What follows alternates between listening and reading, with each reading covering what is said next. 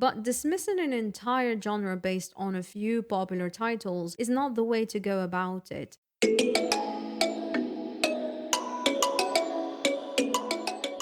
So you're on Book Talk, and another romantasy recommendation just pops up. You got enemies to lovers, forced proximity, and of course, at this point, the mandatory spicy scenes. But right below all the excitement, the comment section is on fire. Isn't this just porn with extra steps? These books are for lonely housewives. Read something real for once. And this might even be you with the same opinion. But let's step back and ask ourselves, why do stories that center romance and desire, and of course, sex, get written off as lesser? And why when women love them is the criticism so loud? From ACOTAR to Fourth Wing, Romantasy has taken the book world by storm, yet there is still a stigma around it. Now, it's important to note at this juncture that publishing houses are businesses at the end of the day. They don't care. They're driven to capitalize on market trends, and if readers demand a certain style of book, publishers will meet that demand. However, does this commercial focus mean that every book in the genre is formulaic, shallow, or even unworthy of literary merit? Absolutely not. And here's the thing, these books are more than just fantasy and spice. They're about community, they're about empowerment, and they're about joy. So why does society hate when women read for pleasure? Well, that's what we'll be talking about today. So grab a cup of tea, coffee, or even a glass of wine, and let's talk.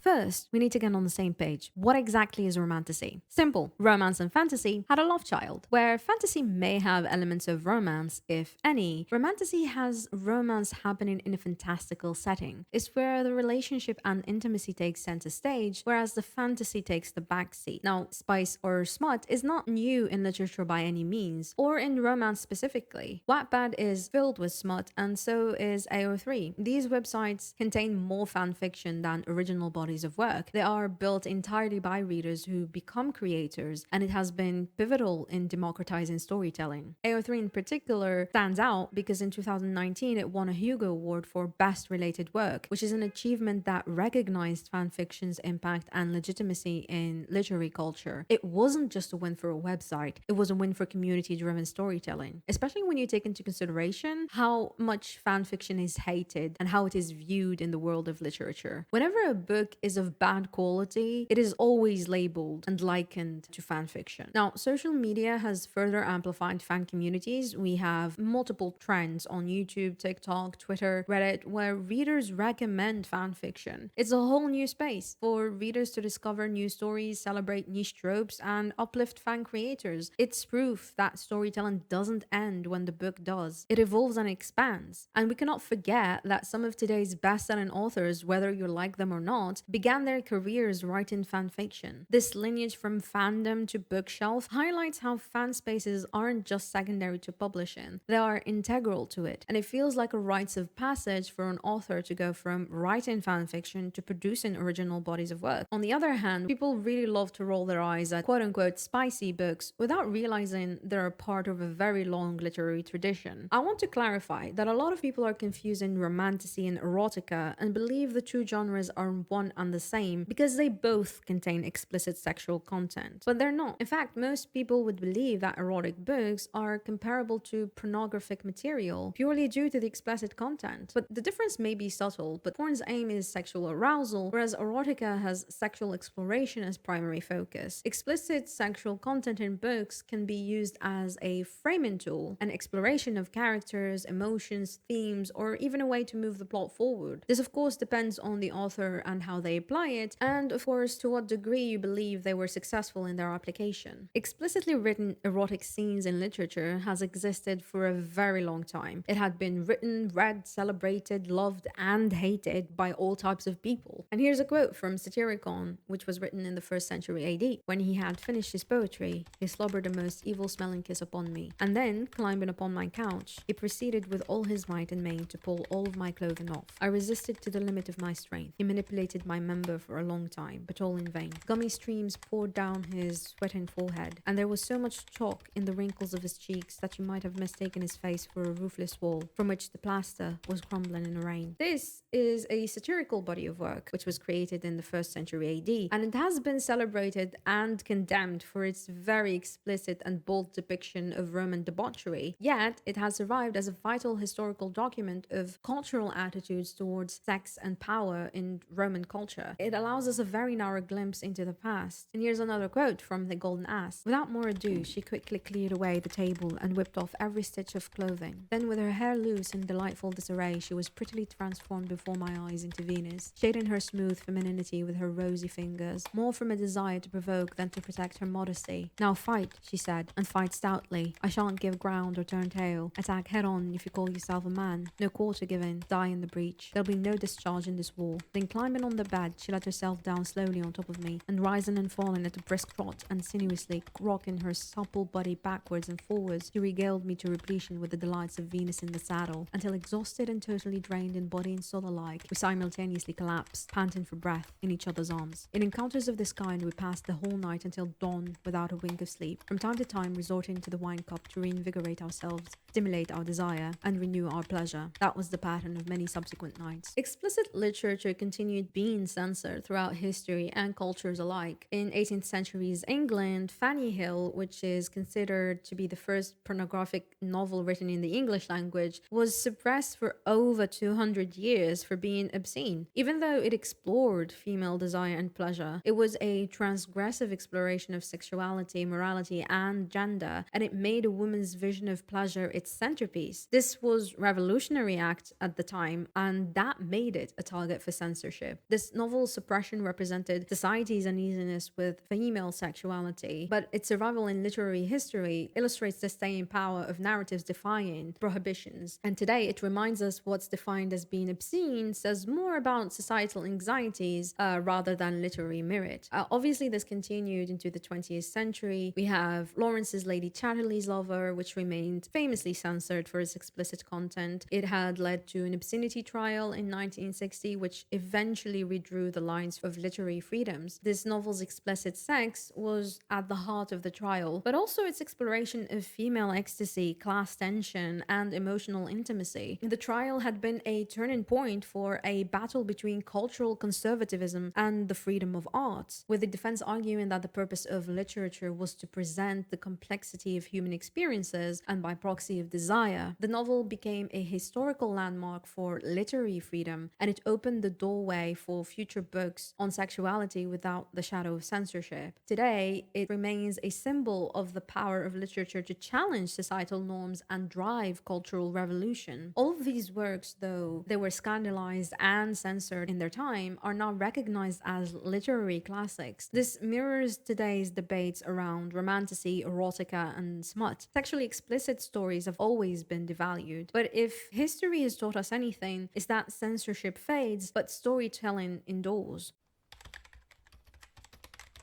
Society has long enjoyed categorizing stories by women or for women, especially romance and erotica, as inferior. But to what degree is the upset about the writing, and to what degree is it just general discomfort with women enjoying pleasure and fantasy? Now consider this. Epic fantasy often glorifies violence, war, trauma, has hypersexualized characters, and misogynistic tropes, yet it rarely gets dismissed as lowbrow. This trend extends beyond books to all forms of media, where female characters are frequently reduced to tropes like the manic pixie dream girl or the born sexy yesterday archetype. And these concepts have only been recently examined with deeper scrutiny. It seems that media created for the white male gaze is called art, while media catering to women or marginalized communities is dismissed as frivolous or worse, as an attack on white male identity. Unsurprisingly, this double standard is most pronounced when women, BIPOC authors, and queer communities are at the center. Now, of course, when we're talking about stigma in books, we also need to note where race, gender, and sexuality converge with these prejudices. Romantasy and smut novels aren't escapist realms, but realms where marginalized people can challenge mainstream narratives. A perfect example of this can be viewed with Legendborn, which is a retelling of Arthurian legend from a black girl's point of view. It is reclaiming spaces for black narratives. Legendborn, with its critical acclaim, has been gatekept, with people dismissing it as being too YA, too tropey, etc. etc. And these criticisms are rooted in racial biases. Similarly, Jameson, who's the first Black author to win 3 consecutive Hugo Awards for the Broken Earth trilogy, has spoken out about the racially motivated gatekeeping in speculative fiction. Her work is deeply political and it explores themes of oppression and survival. Yet she has faced pushback for daring to weave these themes into speculative fiction and genre fiction. And we cannot forget about LGBTQIA plus representation. Books like Gideon the Ninth blends necromancy with sapphic themes, and it has expanded on what romantasy can be. Yet her work has been reduced to queer baiting by some critics, which is a label that often undermines authentic queer storytelling. These authors remind us that representation isn't a trend, it's a vital part of reshaping literary spaces. Their success, despite stigma and gatekeeping, proves that diverse voices don't just belong in these genres, they define them. And maybe that's another thing that makes people so uncomfortable, because these books aren't just about male conquest, specifically white masculine male identity, and I'm using heavy quotes here. They're about women's autonomy, about diverse voices that threaten the feeble masculinity of many people in our societies. And beyond the discomfort and controversies, there is something deeper at play here. These books don't just tell stories, they create spaces. For many readers, books are more than just narratives and plot twists and compelling characters. This is where I introduce you to the concept of third space. If you're not familiar, this is a term coined by Ray Oldenburg. Third spaces are social environments separate from the home, which is considered the first space, and work, which is considered the second space, where people gather, form connections, and build communities. Think of your library, your coffee shops, your nail salons, your park. But nowadays, with the digital world, platforms like YouTube, TikTok, Twitter, Reddit are thriving third spaces. This is where readers meet to share recommendations, spark debates, and forge